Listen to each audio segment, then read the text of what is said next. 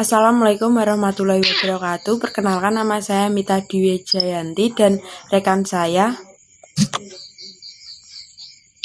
Wahyu Hidayah.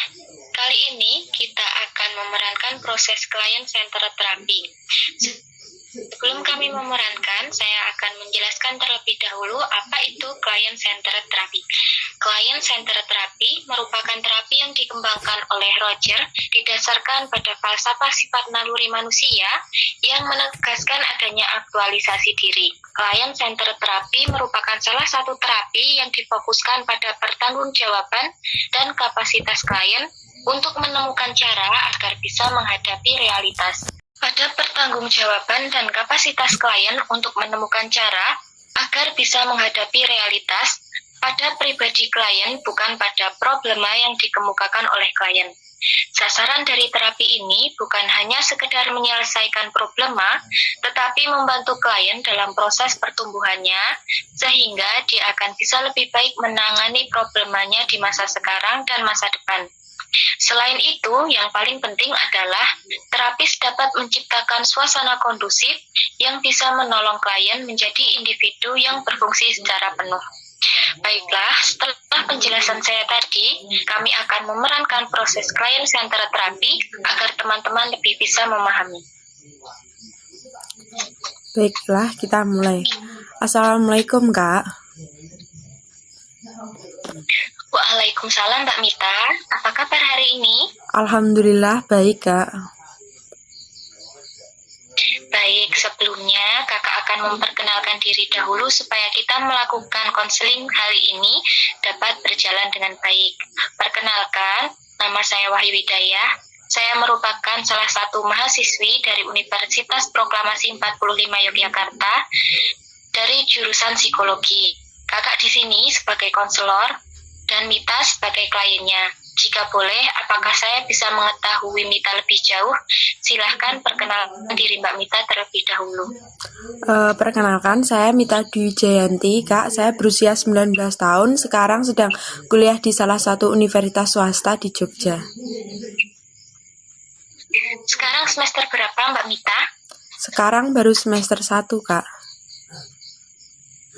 Baiklah, sebelumnya, apakah Mita sudah pernah melakukan proses konseling seperti ini sebelumnya? Belum pernah sejauh ini. Baik, di sini saya akan menjelaskan terlebih dahulu tentang konseling ini. Konseling ini adalah proses tatap muka yang terjadi antara dua orang yang terdiri di konselor, yaitu saya, dan klien, yaitu Mita. Di dalam konseling ini terdapat 3 asas yang harus Mbak Mita ketahui sebagai klien.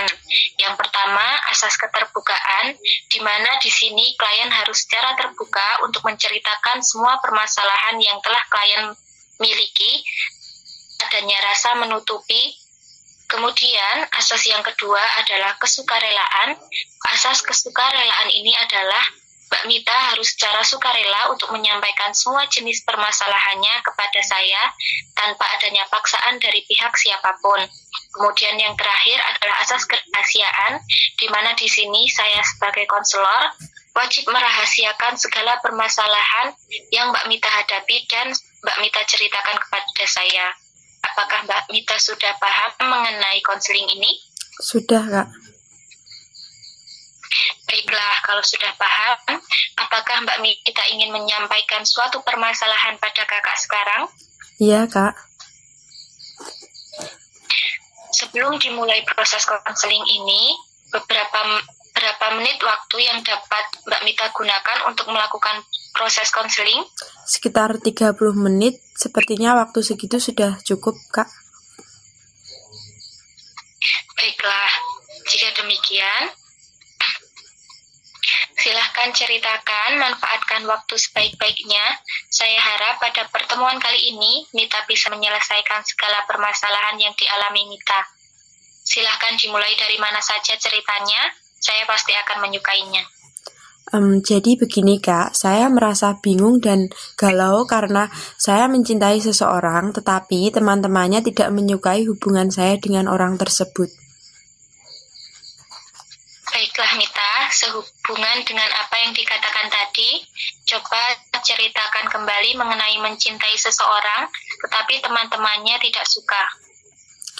Begini Kak, sebelum saya mencintai dan menyukai hubungan dengan sebut saja orangnya Rizal ya Kak, saya dekat dengan yang namanya Bagas. Dia itu teman dekatnya si Rizal ini. Ya bisa dikatakan mereka itu sudah bersahabat. Dekat dengan Bagas, coba ceritakan kedekatan Mita dengan yang bernama Bagas itu. Ya, kedekatan saya dengan si Bagas ini bisa dikatakan sangat dekat. Saya sering keluar dengan Bagas, makan bareng, tetapi lama-lama itu dia mulai kayak menjauh dari saya gitu. Baiklah, kalau boleh tahu, hal-hal apa yang mungkin aja membuat kedekatan Mita dan Bagas itu mulai jauh? Ya memang awalnya saya tidak menyangka kenapa bisa seperti ini.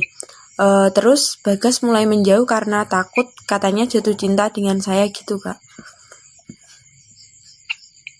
Berarti dengan kata lain, Bagas menjauh karena takut jatuh cinta. Terus kemudian yang Mita rasakan ketika si Bagas itu mulai menjauh dari Mita apa?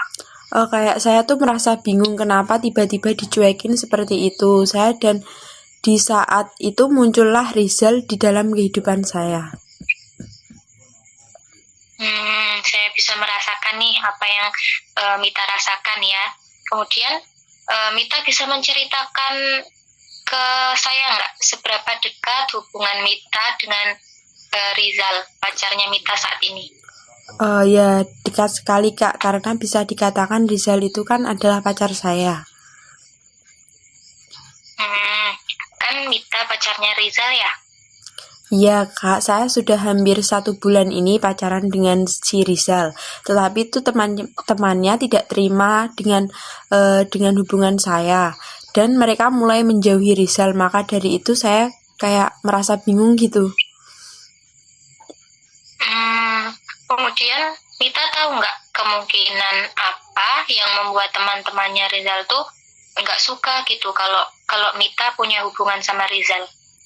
Ya kayak teman-temannya tuh mengira tuh saya tidak serius dengan si Rizal ini, kayak dikira ya kata-kata anak sekarang ya Kak, kayak playgirl gitu yang suka memberikan harapan kepada semua laki-laki.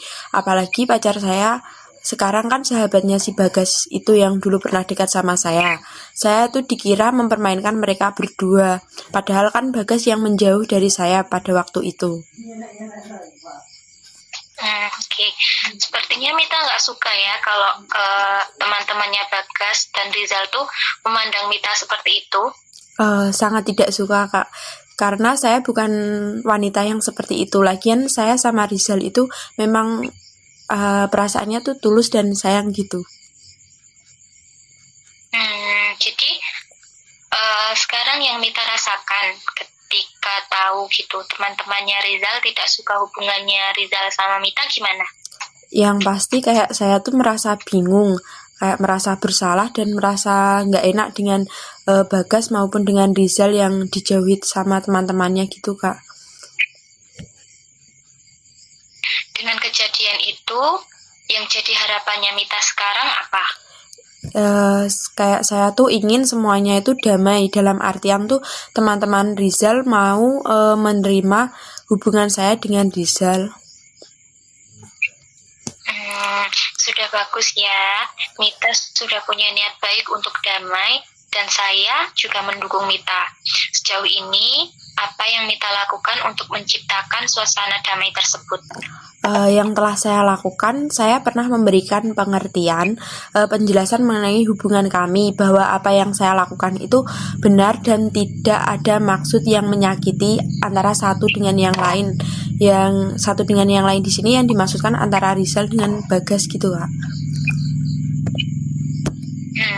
Setelah memberikan pengertian, sejauh mana keberhasilan Mita setelah memberikan penjelasan kepada teman-temannya Rizal, setelah memberikan pengertian kepada Bagas tentang hubungannya Mita dengan Rizal? Ya setelah saya memberikan pengertian tersebut itu Bagas sudah mau menerima hubungan kami, namun ada beberapa temannya yang belum mau menerima gitu. Oke.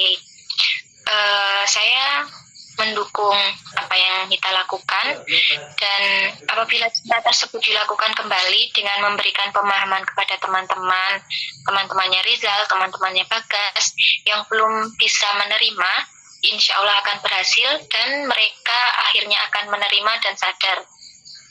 Baik Kak, Sejauh ini paham? Baik, saya akan melakukannya lagi. Baik Mita, kita tadi dari awal sampai saat ini sudah membahas mengenai permasalahan Mita.